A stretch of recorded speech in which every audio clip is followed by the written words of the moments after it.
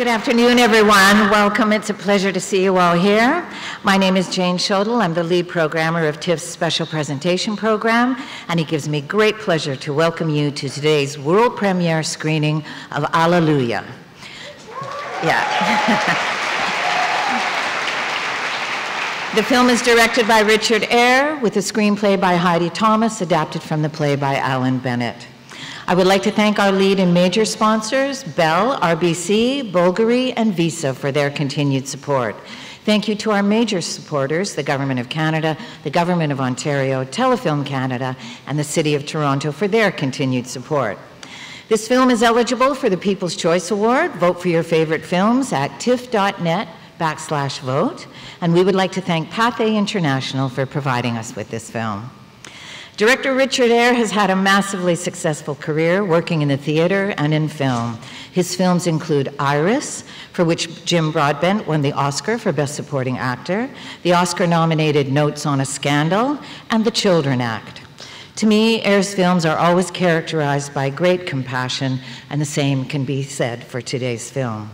This film seems both prescient and timely, both during and post-pandemic, as existential and practical questions arise. How do we care for our elderly? Is medical care a human right? What price do we pay for thinking of people as statistics? These are pressing issues at the core of our society and culture, and they are explored sensitively and thoughtfully in this film. We're very delighted to have a Q&A with our guests afterwards, but please join me in welcoming back to Toronto, Richard Eyre.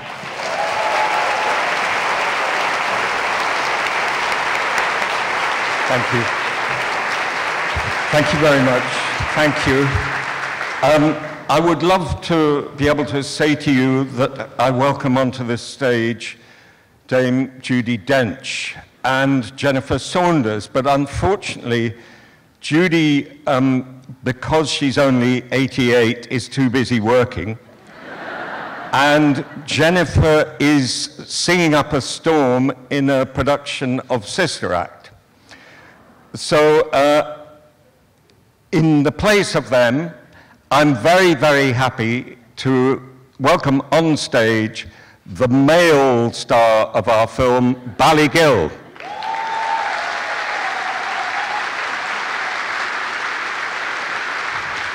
And a figure familiar, very familiar to Toronto audiences, a producer, Kevin.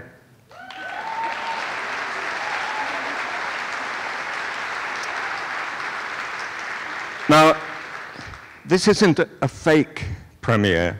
This is genuinely the first time that this film has ever been shown to an audience.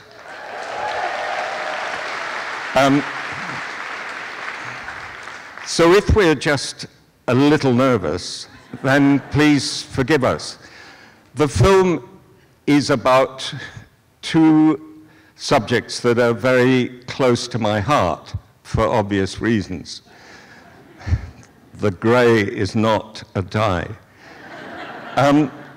The subjects are health and old age. The film is about healthcare, how we manage it, how we produce it, how we pay for it, and about how we look after old people. And I hope that it's threaded through with the characteristic wit and compassion of Alan Bennett. And I'm thrilled by having a cast that is beyond anybody's expectations. I hope that you find the play, the film, I've done shows in this theatre. I hope you find that the film is both touching, urgent, contemporary, and beautifully acted. Thank you. Thanks, everyone. We have an opportunity to have a couple of minutes to spend speaking with our guests about the film. If you have a question, if you could put your hand up and wave it a bit back and forth. I'm going to do my best to get to you against the lights. If you have a question, if you could keep it as brief and succinct as you could, we'll be able to fit more in then. I will repeat them then for the benefit of everyone else in the house. So I think those are the rules. I think we're good. Please join me in welcoming back Director Richard Eyre.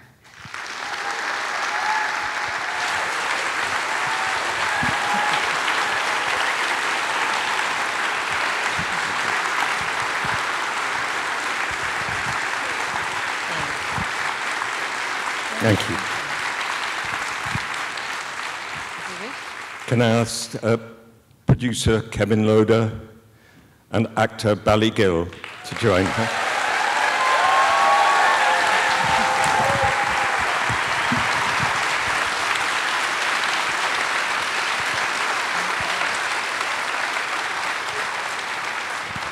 Is there anything that you would like to say before we take questions?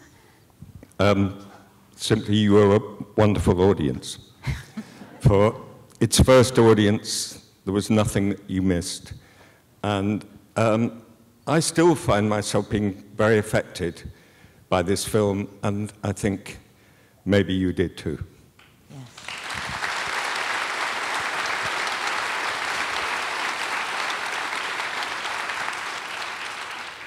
Yes. There at the back, please.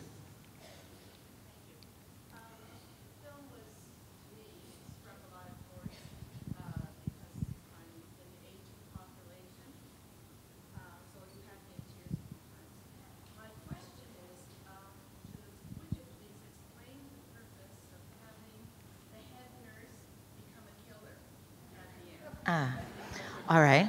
She said the film struck a chord with her for many reasons. Her question is, could you explain the reasoning behind having the head nurse become the killer at the end? Well, she hasn't become a killer. If you call her killer, as indeed she has been practicing that method of ending people's lives, I think we are expected to think, for some time. The film oscillates between the utopian doctor who believes in the possible perfection of the system and the utter pragmatist who is the nursing sister. And I'm not saying she is a model, but simply she is the logical extension of a particular policy that demands a certain level of delivery. All right. Yes. There with the sunglasses on your head, I think.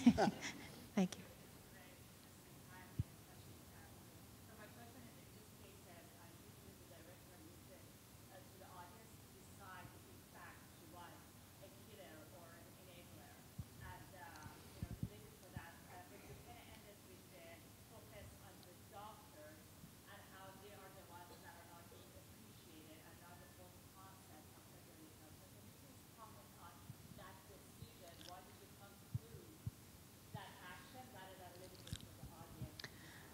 All right, if I can give a brief synopsis of that too. I think I understand your question. So I believe she's saying there is a natural end to the story when we have the discovery about the nurse, and yet you further end the film with the doctor. And so can you speak a little bit about that decision? Yes, I think the story is incomplete without the coda, and perhaps Bally could speak to that point. Yeah, I just... with the film, especially with some of the research that I was doing in terms of looking at the NHS system, in terms of looking at doctors and nurses, it's a tough ask. It's incredibly difficult. It's incredibly hard. And what the film does pick up on is what we are providing as a service in terms of the NHS, what is allowed to be kind of in terms of care, and then what are the pressures that are being put upon those doctors and nurses. So I think it was really important to highlight that as well at the end, to give them to give them a voice as well. And I think also to make a film about healthcare and old age and not include a coda about coronavirus would have been a dereliction of duty. I think so, because the... Yeah, you have to speak into. Oh, I do, right. I mean, the play, Alan Bennett wrote the play in 2018, I think, was when it was on in London. So, I mean, a lot has happened in the debate around healthcare, about our expectations of health professionals, about how the elderly particularly were treated during coronavirus, which tended to focus this debate, you know, in even more extreme and sharp ways. But I think the one thing everybody agrees on, I'm sure here as well as in the UK, is, you know, the dedication of characters such as Bally portrays in the film has been immense. Yes.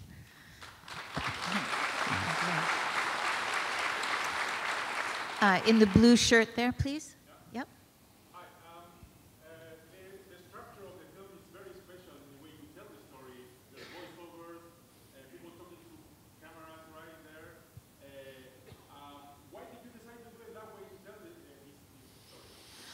Can I repeat? The gentleman is observing that the structure of the film is very interesting and unique, that you used voiceovers, some back and forth, and there's all manner of different narrative tools there. Can you speak about those choices? Yes, the film began as Kevin has said, as a play written by Alan Bennett, was then adapted by excellent writer Heidi Thomas. When I first received the script, there was the voiceover largely came in the second half of the film. And there was a speech which now are the first words you hear in the film, which immediately struck me, and it struck me as a sort of subtitle and subtext of the whole film. And the first words that Bally's character speaks are, "I have always loved the old." And it seemed to me such a remarkable statement. It's one that I haven't heard people speak publicly at all. And even old people don't like old people. And it's the old are increasingly marginalized. So that having decided I wanted to begin the film with those words, it kind of dictated the way the voiceover was distributed throughout the film. And then I always felt very strongly that the last words of the film should be spoken directly to the audience, and it's still quite shocking, I think, when he takes off his mask and takes off the surgical gown and speaks directly to us with great passion, with great feeling, and I think with great justice. True. Yes, thank you.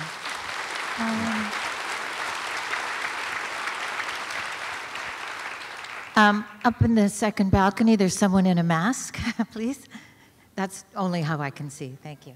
For each of you, you sort of answered from your point of view, but for the other two, what was the moment that you decided to grasp the story of the script that you felt you had something to bring to what is an incredible story?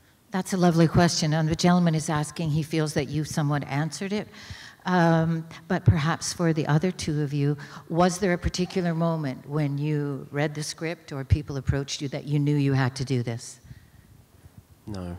No, I reading the script and discovering what Sister Gilpin does and rereading it, and the humor as well, because Alan Bennett, it's incredibly warming, heartwarming piece. And so you have this real juxtaposition of real light, quite quick sort of remarks, and then you get hit with a lot of sort of emotional connection between characters, and that's what's most fascinating. That's what I found doing the actual process, was there was a lot of two-handed sort of scenes with people like Judi Dench and Jennifer Saunders, and I just found it like it was a masterclass of just great British talent, and felt very blessed to be in it. So, and what they brought to it as well. When we're reading it, to then put it on its feet and to film it, you're just watching everyone just going, this is incredible.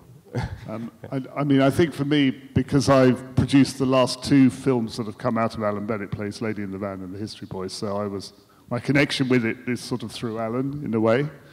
And although Heidi has transformed Alan's material in this case, but like all of Alan's work, it is not, you know, some people think Alan Bennett is a cozy writer. He is not a cozy writer. You know, he's very truthful, and he's very warm, and he's very funny, but he is not cozy.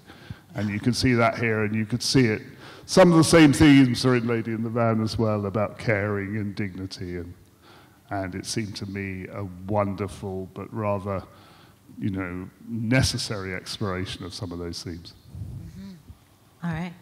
We have, yes, back there, please. You have blonde hair? Yes.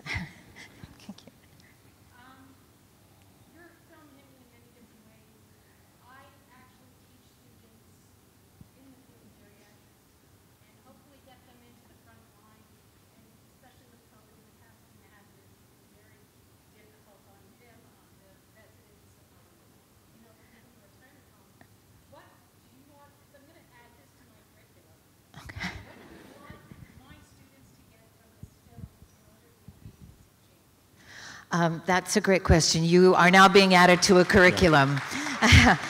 So her question is, she works teaching students who work in geriatrics. What would you like them to take out of this film that would make them agents of change?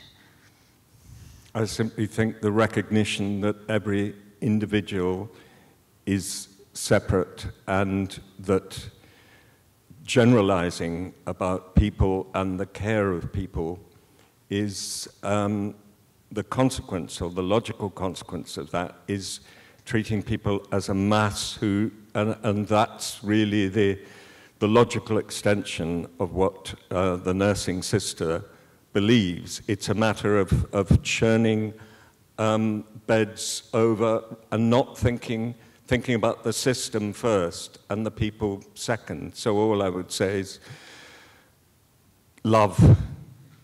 Love. The film begins and ends with love. I've always loved old people, and his final line is about love. So that's what needs to be given to everybody, and old people, of course.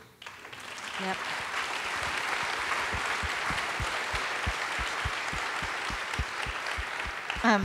We have time for one more question. Here in the front, please. You're welcome. Is your film a commentary on how societies consider or, old age? At the beginning, there is such a warm little video of the grandmother surrounded with love. And then we see as the film, the isolation of the beds, the distance. Yes. And this wonderful thing to say, if they love them, why do they give them away? I think you may have addressed this already, but we will ask perhaps in a different way. Her question is, she sees the symmetry within the film, and it starts with, I have always loved the old, but you do ask the question, if we do love the old, why do we put them away? It's a question that obviously the film raises but doesn't answer. The point is made, I hope, in a very lightly touched fashion, that in certain societies they deal better with old age. And if you go to India or any country in Asia, you will see more respect from generation to generations and more sense of continuity between generations. And if you go to Japan, it's rather shocking to be discovered that as an old person that you're revered rather than rejected. I think the film also talks a little, in that light touch, there's quite a lot about how much the young have to learn from the experience of the old. Just because it's gone doesn't mean it wasn't valuable. Is another of the themes, and the individual testimony of characters like Joe, very important in the film. I want to thank you so much for bringing this film to us in Toronto. It's been a great privilege to screen it. Thank you all so much for being here. Congratulate them. Thank you. Thank you.